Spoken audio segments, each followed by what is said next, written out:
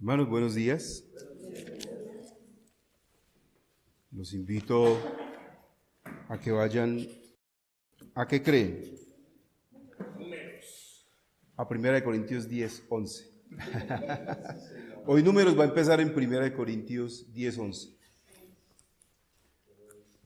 Entre tanto que están allí, yo voy a orar y vamos a poner ese tiempo delante del Señor.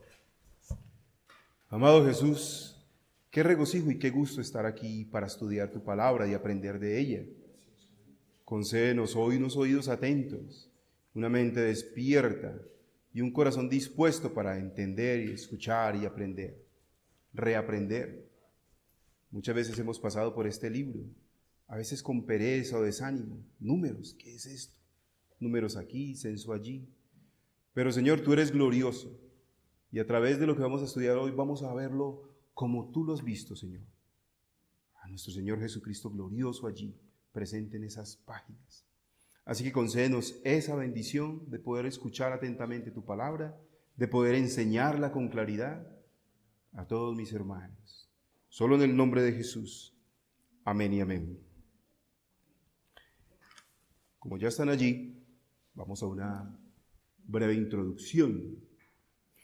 Hermanos, por estos días es cierto que ha hecho mucho calor, especialmente en las horas de la tarde, ¿verdad? Me han contado de temperaturas hasta de 30 grados en promedio, especialmente en la tarde. Como si fuera poco, en estos días suspendieron el agua, ¿se acuerdan? Y la gente empezaba a desesperarse mientras buscaban palanganas, tarros, cocos, tener abastecido de agua su casa, cualquier objeto. Otros como excusa, durante varios días no se bañaron en ese día, que porque para ahorrar agua, en fin. Hermanos, si nos pasó esto en tan solo 2 días o 3 días, no lo recuerdo bien, piensen en Israel 40 años de sus vidas, 2 generaciones sufriendo por la falta de agua en el desierto. No en un desierto, en 3 desiertos, dando vueltas en el círculo por causa de sus pecados. Terrible, ¿verdad? Dios en su justicia decreta juicio sobre su propio pueblo Israel y mueren cada día en promedio 20 personas. 20 personas cada día en promedio. Durante 40 años. Se cree que murieron allí 1,5 millones de personas durante este tiempo de peregrinar en el desierto. 1,5 millones de personas.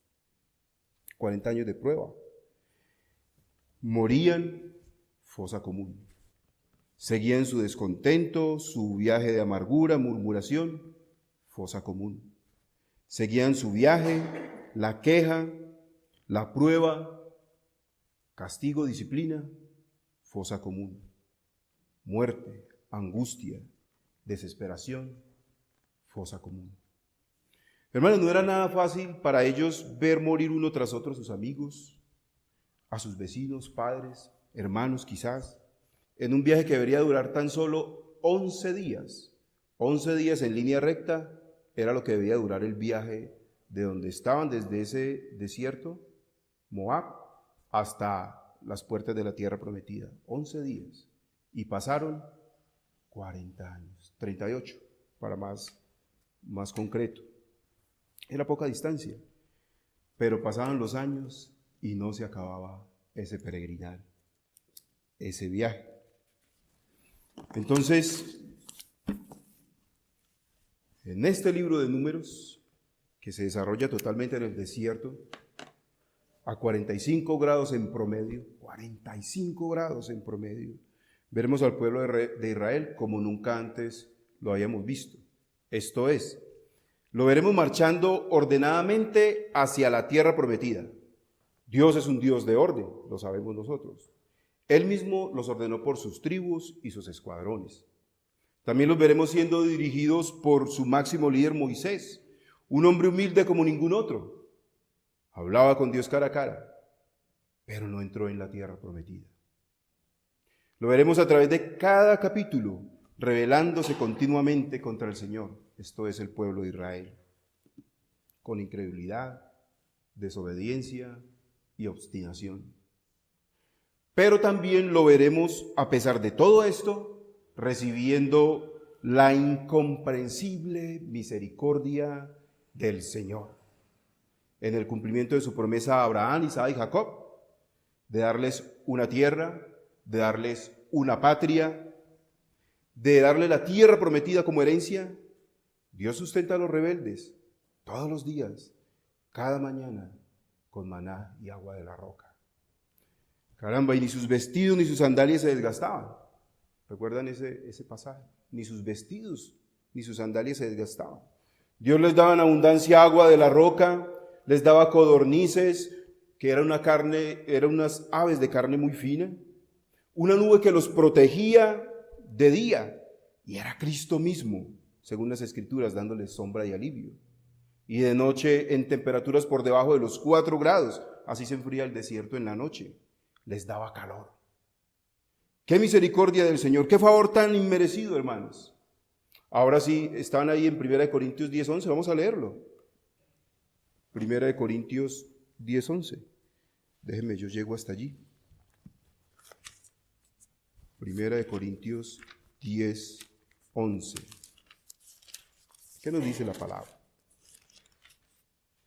Dice así: y estas cosas, ¿cuáles cosas? Todo lo que vivieron en el desierto, les acontecieron como ejemplo y están escritas para amonestarnos, ¿a quiénes?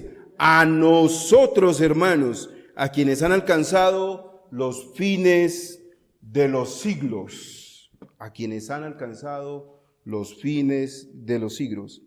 ¿Y qué quiere decir, hermanos?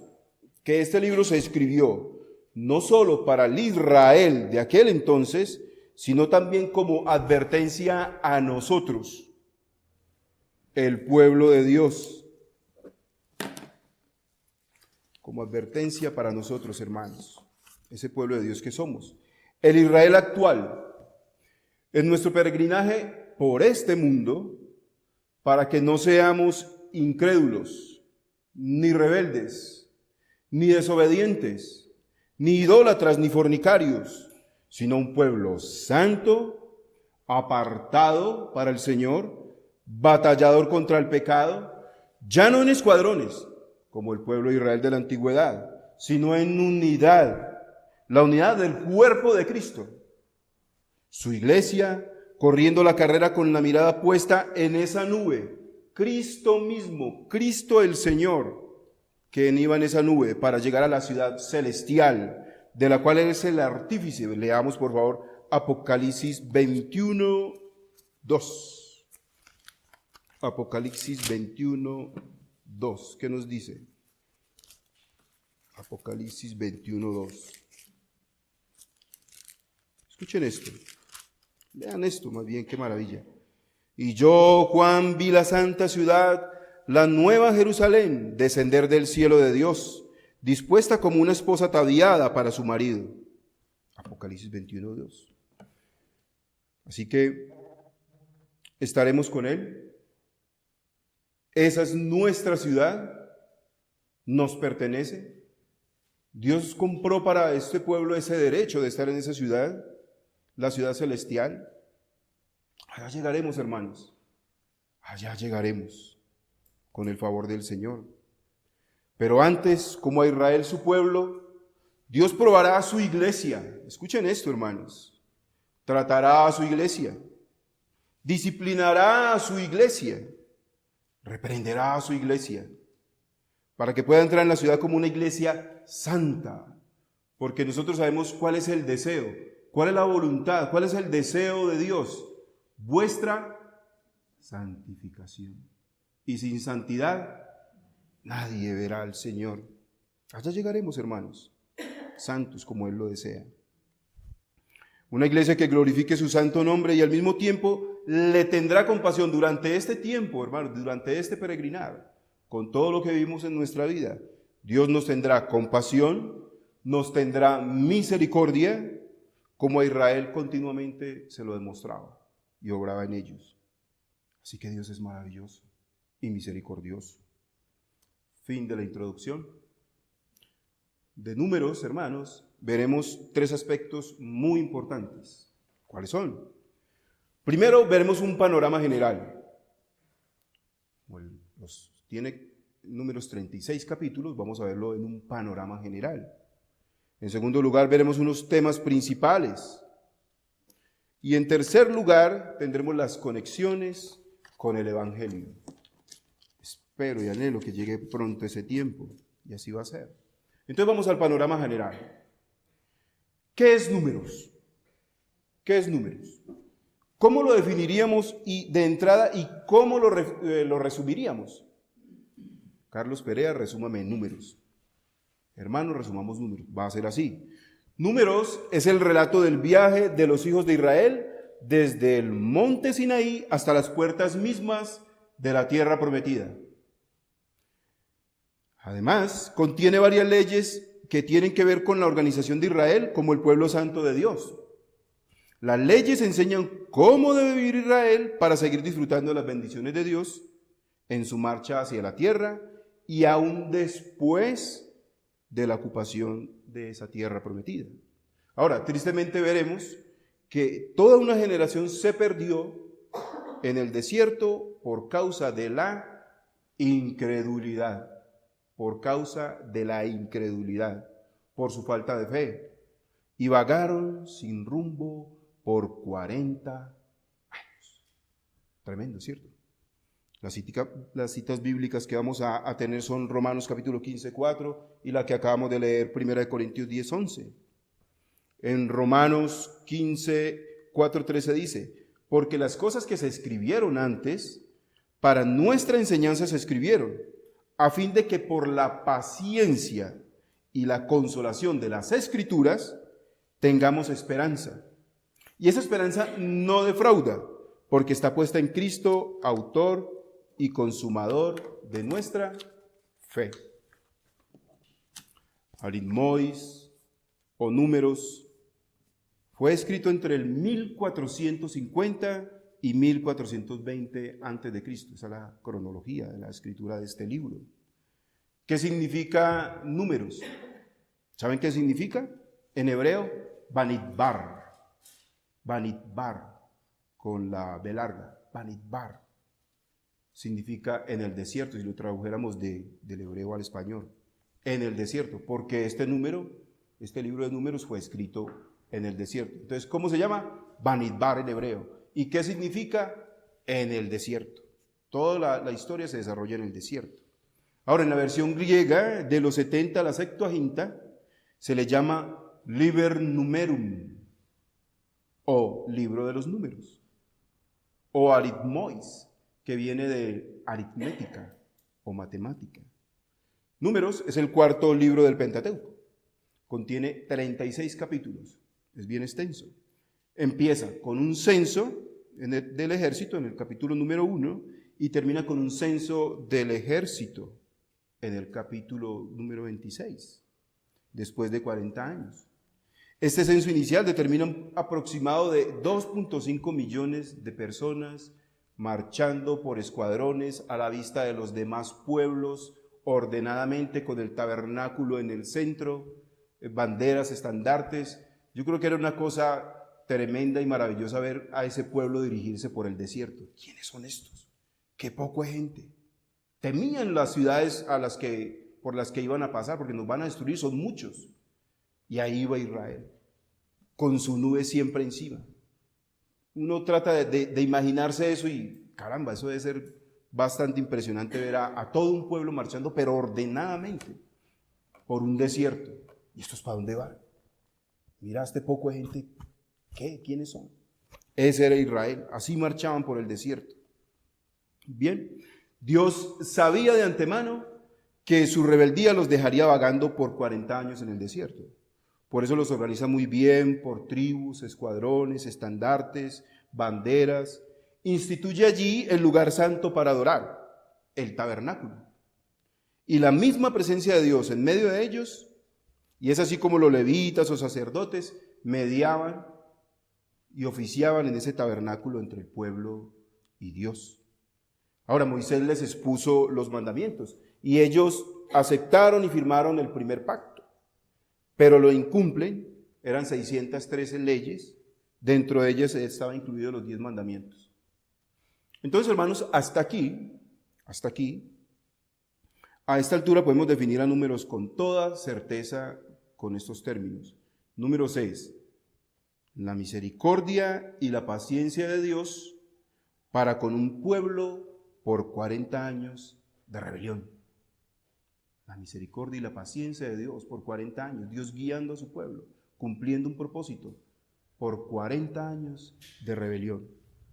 Ahora veremos que salvo unas contadas excepciones, todo el peregrinaje lo que se pone de relieve es la rebeldía de Dios, del pueblo y la paciencia de Dios con ellos mismos. Hermanos, meditemos en esto.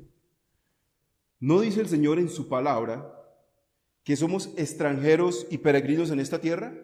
¿Les hago la pregunta? ¿Cierto que sí sabemos? ¿Que nada poseemos y nada hemos de llevarnos a la tumba? Israel tenía la presencia misma de Dios, el tabernáculo, la nube, a Cristo mismo caminando con ellos a diario. ¿No es así con nosotros hoy? ¿No camina Dios con nosotros a diario? ¿No está Dios acompañándonos en todo aspecto de su vida? Él mismo dice, nunca te abandonaré, jamás te dejaré. Mi presencia irá contigo. El Señor nos guarda. El Señor prometió nunca dejarnos, jamás desampararnos. Siempre caminaría con nosotros. Así que la pregunta que vamos a hacernos hoy, ¿por qué pues, hermanos, actuamos como ciudadanos del mundo?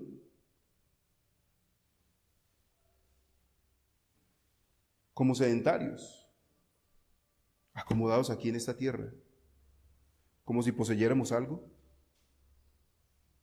como dueños y amos. ¿Nos llevaremos algo a la tumba? Pregunto, ¿nos llevaremos algo a la tumba?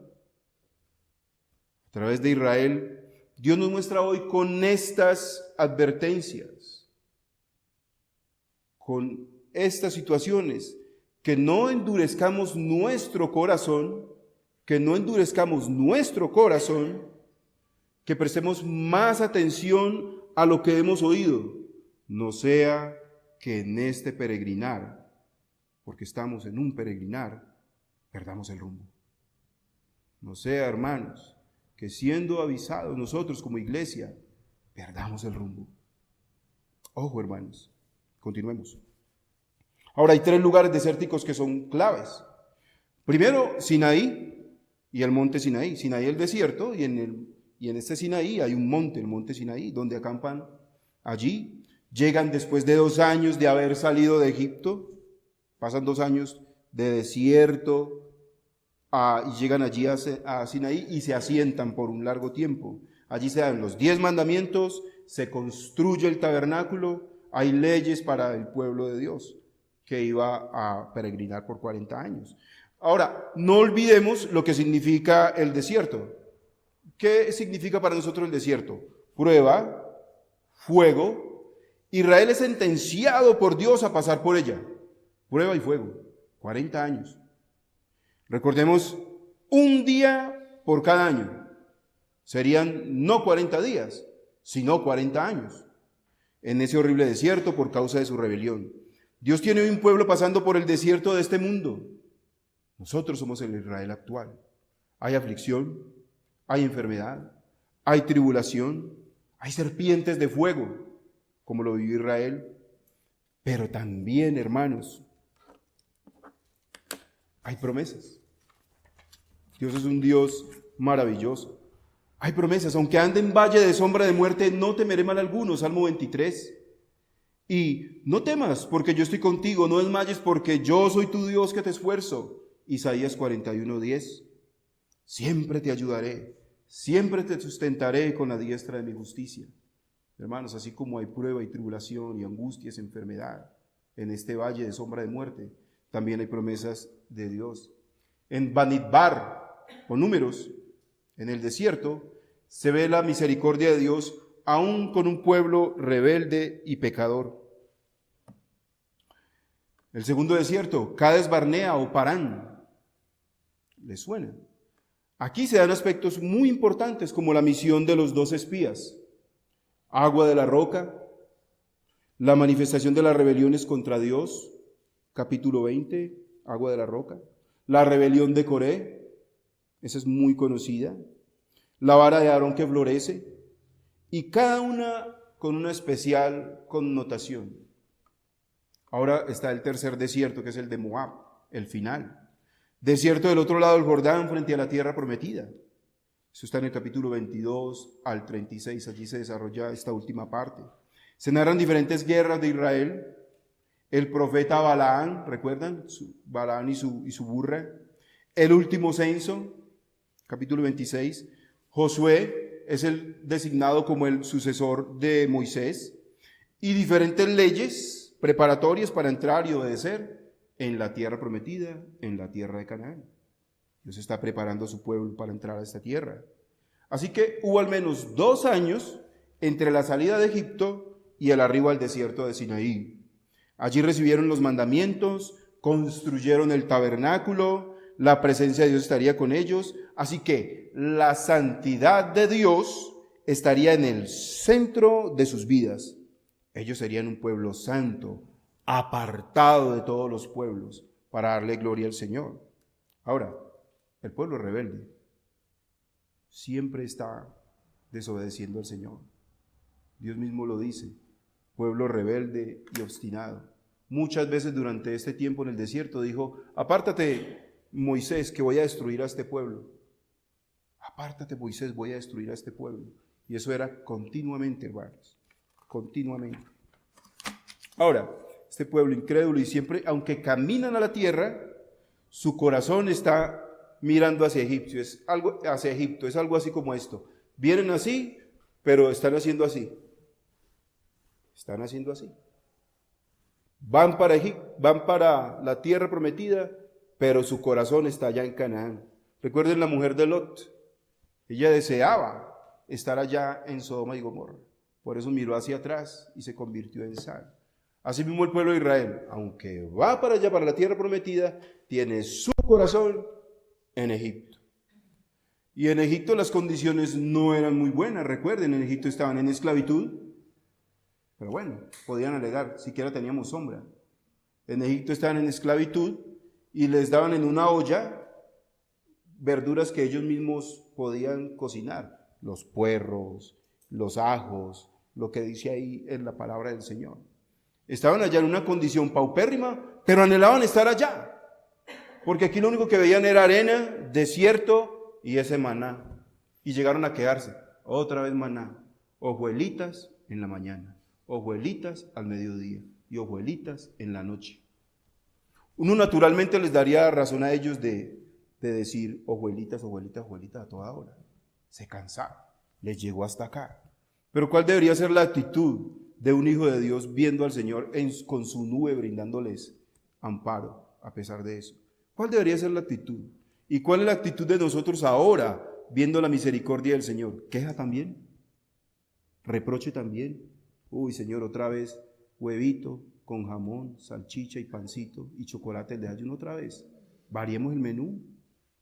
¿No nos pasa así a veces, hermanos? Así que evaluemos, Señor, ante el Señor nuestro corazón.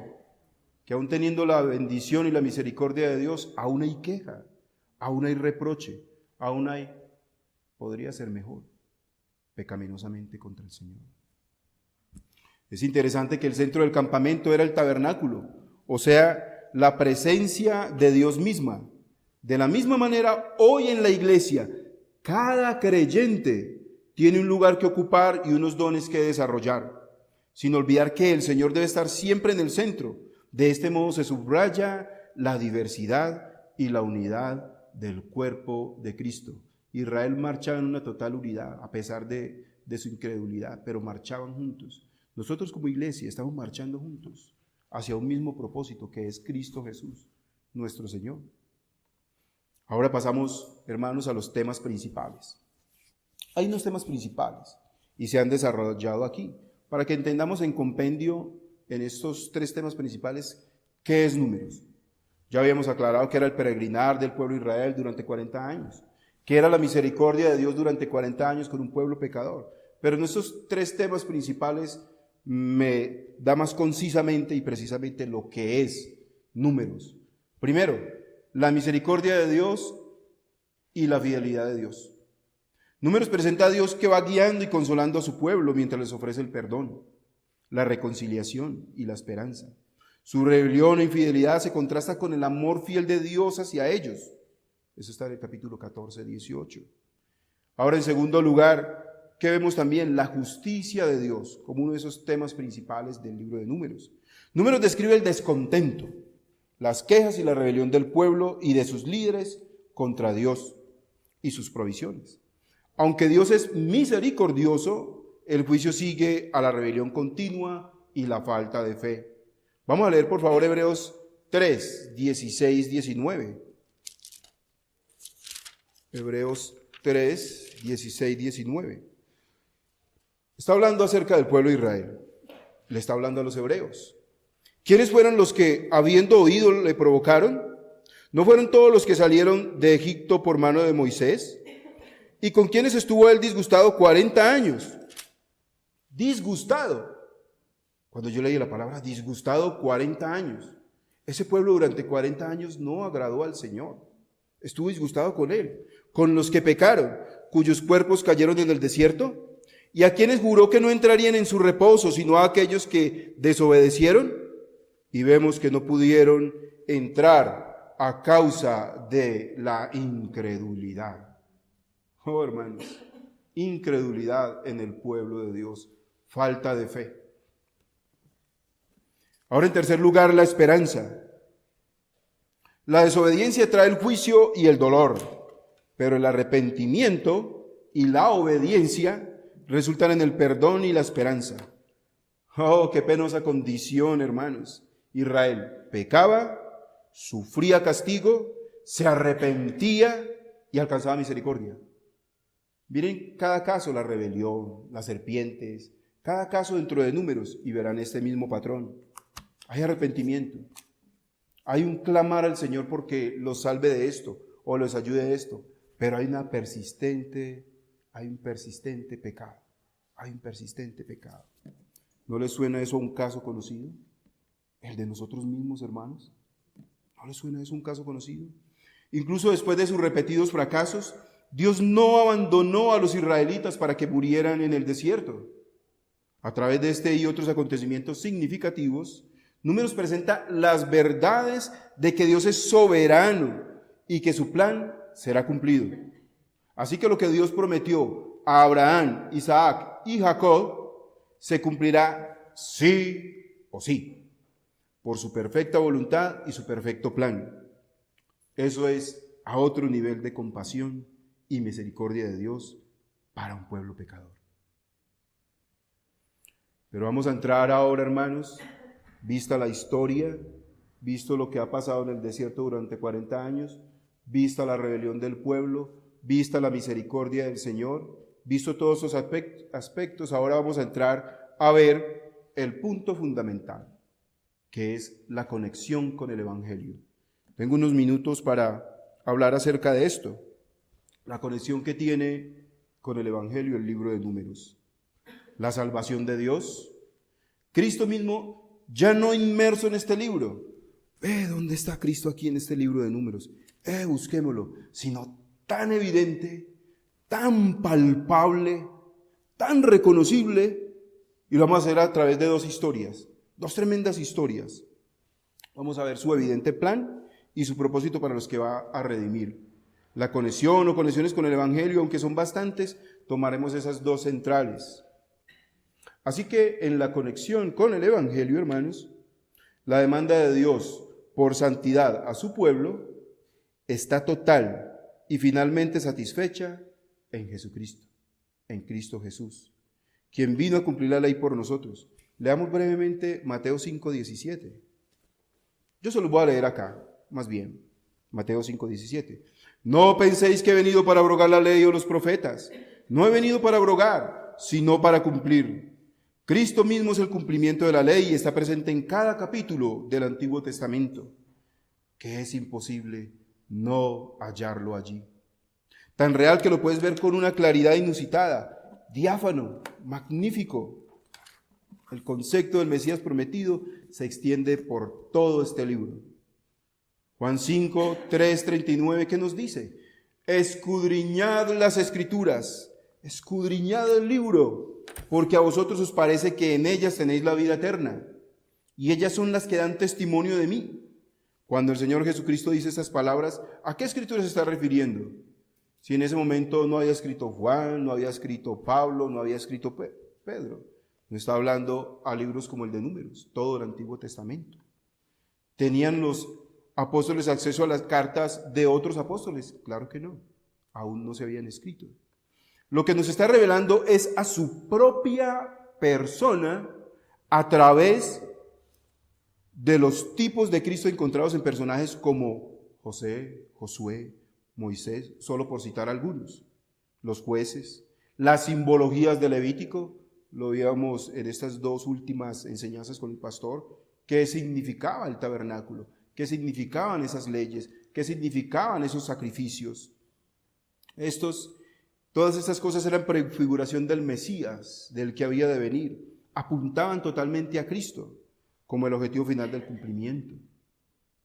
Liber Numerum, Números o Bamidbar, como se le conoce a este libro, tiene en sus 36 capítulos unas joyas preciosas, unas gemas que antes no percibíamos. Llegar al libro causaba de por sí bostezo, cierta pereza, lo digo en mi caso propio, quería como pasar rápido para seguir a uno muy interesante, pero no. Pero cuando entiendes bien estas cosas, por la gracia de Dios, te engolosinas, la verdad, te engolosinas con Él, lo anhelas, es grato, te despierta un interés alto. Cada historia reviste tantas cosas que un predicador podría pasar semanas y semanas y semanas predicando un solo tema, como el agua de la roca, la serpiente de bronce. Cada capítulo te reta. Bueno, si Cristo mi amado está aquí, lo quiero ver con mis propios ojos. Quiero como en ese tesoro descubrirlo. Sacar de allí la perla de gran valor de la que habla la Escritura. El Evangelio está allí, la salvación se hace evidente allí, hermanos. Esas dos perlas preciosas que les estoy citando están en Números 20. Números 20, el agua de la roca. Miren que es una historia similar a la peña de Oreb, pero no es la historia de la peña de Oreb, tenemos que hacerlas aparte. El agua de la roca. ¿Qué nos narra este capítulo? No lo voy a leer todo. Narra la llegada de Israel al desierto de Sin y cómo se juntaron contra Moisés y Aarón, el pueblo, y cómo habló Jehová al Señor y mandó a Moisés a hablar a la roca para que ella saliera agua. Y cómo Moisés no habla a la roca, sino que la golpea 2 veces. Y al no santificar al Señor, Moisés y Aarón son sentenciados a no entrar en la tierra prometida al pueblo que pastorearon y guiaron durante 40 años.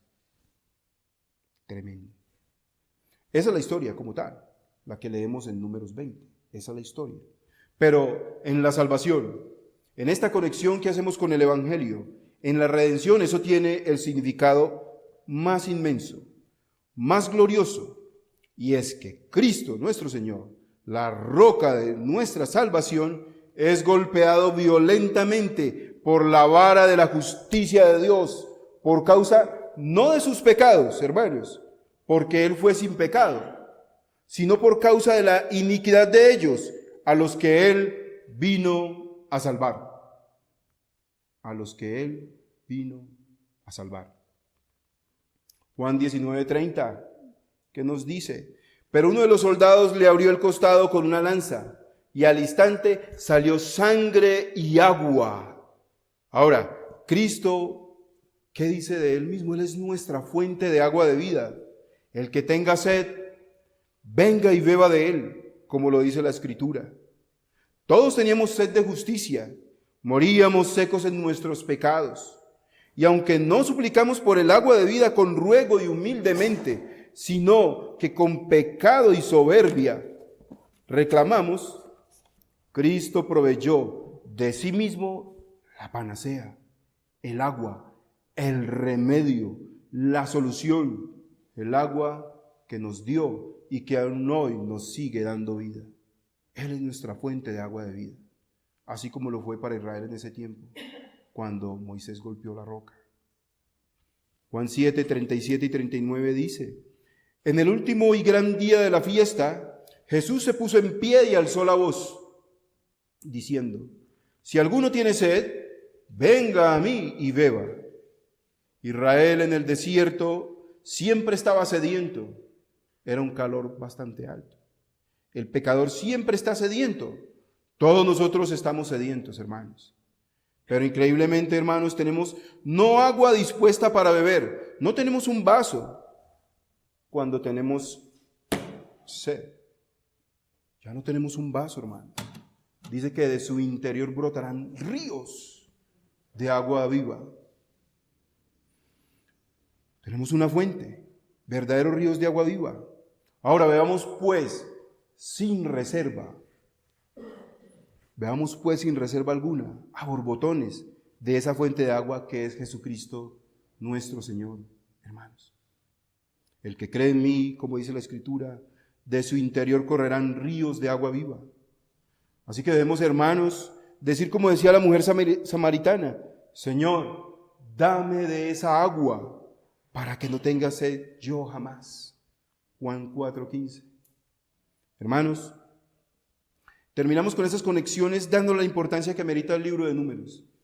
Reviste ahora para nosotros una mayor importancia, ¿cierto?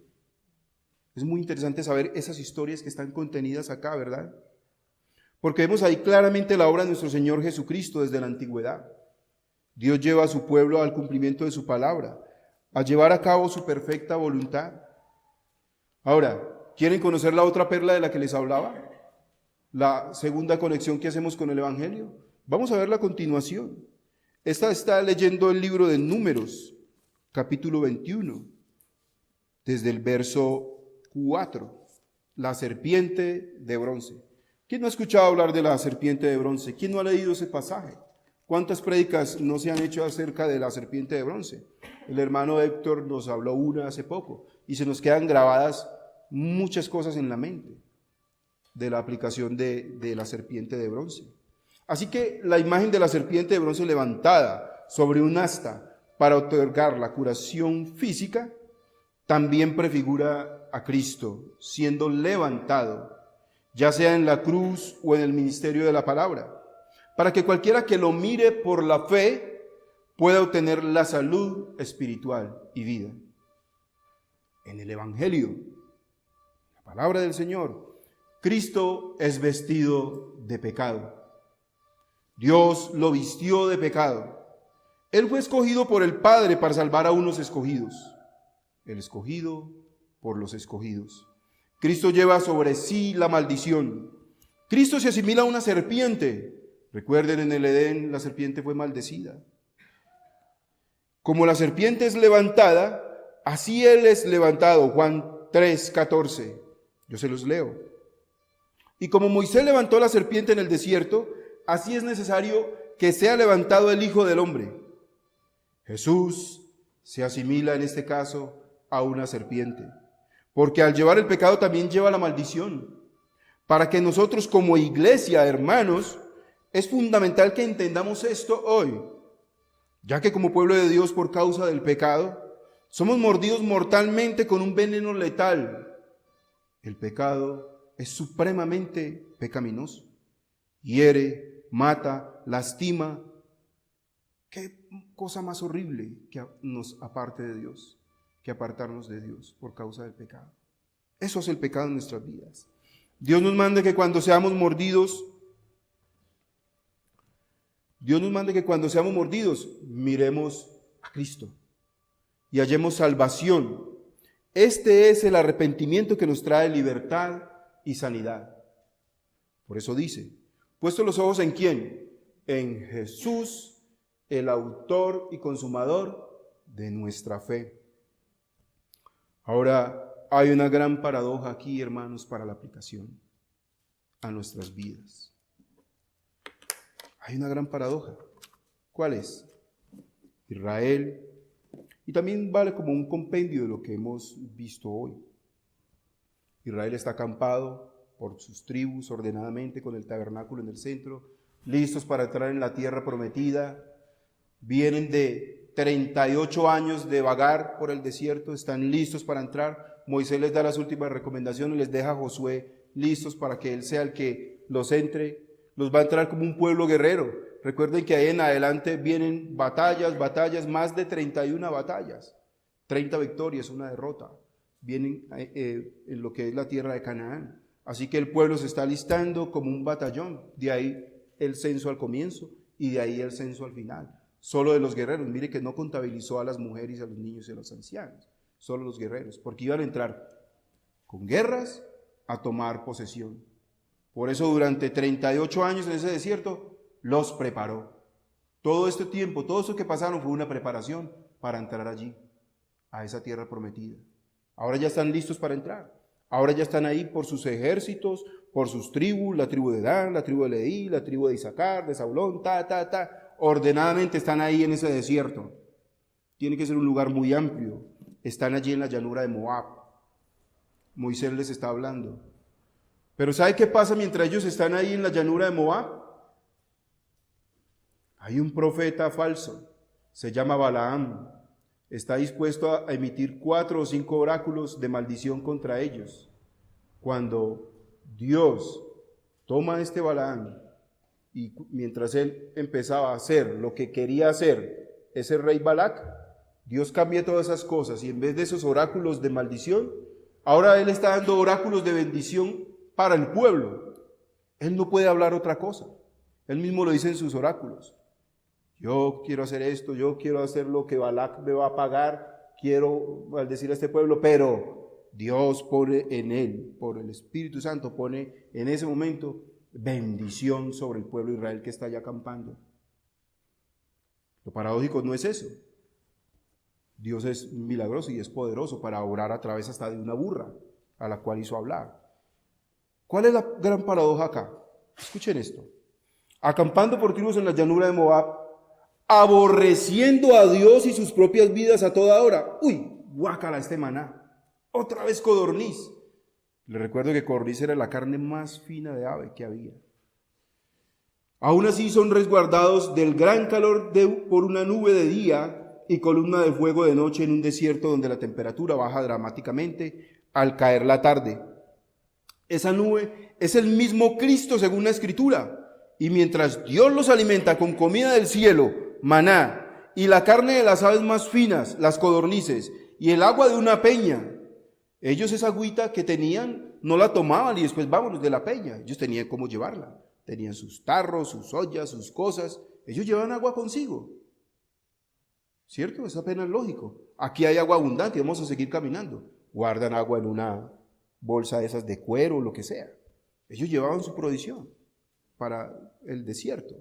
Entonces hay agua, hay alimento, esa nube es el mismo Cristo según la Escritura, y la carne de las aves más finas. Mientras esas maravillas pasaban abajo, Dios los protegía, los cuidaba, los guardaba. Allá arriba, Dios, el Señor, a pesar de su rebeldía, a pesar de su protesta, a pesar de querer matar a Moisés y a Aarón, a pesar de querer devolverse y tener su corazón en Egipto, Dios emite 4 oráculos de bendición para el pueblo del Señor. ¿Ven la paradoja? ¿Ven al pueblo del Señor? Su actitud, en vez de agradecer, su actitud en vez de humillarse, están renegando de Dios, mientras Dios con los oráculos los está bendiciendo. Ese 4º oráculo es precioso, estúdienlo en la casa. ¿Cómo bendice a Israel por tribus? ¿Cómo dice, son mi alegría? Son mi regocijo, son mi gozo. Miren a Israel ahí, qué hermoso. Así mismo dice el Señor de nosotros hoy, aunque paradójicamente muchas veces nos rebelemos y estemos contra Él. Y estas cosas les acontecieron como ejemplo y están escritas para amonestarnos a nosotros, a quienes han alcanzado los fines de los siglos. Así, hermanos, finalmente que Números es eso precisamente. Un recordatorio de que como el pueblo de Dios que somos, como la Israel de hoy, de ese tiempo que somos, no podemos tener un corazón rebelde y desobediente. Que ante esas advertencias no endurezcamos nuestro corazón como lo hicieron allí en Moab, sino como debemos transitar por este mundo siendo extranjeros y peregrinos. ¿Cómo va a ser nuestro transitar como extranjeros y peregrinos en este mundo? Teniendo por delante la carrera, la meta que es Cristo, la ciudad celestial de la cual somos parte, la nueva Jerusalén hecha por la mano de Dios. Hermanos, la recompensa inmerecida es demasiado grande. El precio que Dios nos manda pagar es obediencia y fe. Es confianza en Él. El Señor detesta la incredulidad porque nos ha dado fe. Es un don de Dios. Así que vamos a caminar por fe, hermanos, como iglesia. Vamos a caminar delante del Señor con fe, sin importar las circunstancias, las tribulaciones, las aflicciones, las angustias del tiempo presente. Dios es bueno y su misericordia es para siempre. Dios ha prometido no dejarnos. Dios ha prometido para nosotros una ciudad celestial. Dios nos lo ha prometido. Él dijo, me iré y ¿qué? Haré habitación para ustedes. Y si Dios lo ha prometido, Él lo cumplirá. Dios es fiel. Él es nuestro pastor. Caminemos con Él, hermanos. Es la invitación que nos hace el Señor a través de la lectura de este libro de Números. Caminemos con el Señor. No seamos rebeldes. No despreciemos su don precioso. Vamos a orar, hermanos. Amado Señor, gloria a tu nombre. Padre, yo quiero pedirte, Señor, que estas cosas que hemos escuchado sean grabadas como un sello en nuestro corazón. Esas amonestaciones, esas advertencias, esas exhortaciones, es para que viendo la historia, viendo al pueblo de Israel, lo que pasaba, tu misericordia y tu mano continua sobre ellos, pero un corazón rebelde, un corazón obstinado, un corazón desobediente, orgulloso, quería volver a Egipto. Saca de nuestro corazón a Egipto, Señor. Que no haya más de Egipto en nuestro corazón. Señor, que reconozcamos que somos extranjeros y peregrinos en esta tierra. Nada tenemos y nada hemos de llevarnos. Señor, ayúdanos en nuestra poca fe. Señor, quita de nuestro corazón toda incredulidad para que creamos en ti y en lo que estás haciendo. No podemos negar, es imposible negar la obra de tu Espíritu Santo. Cada día, cada momento en nuestras vidas, Señor. Ayúdanos, Señor, por favor.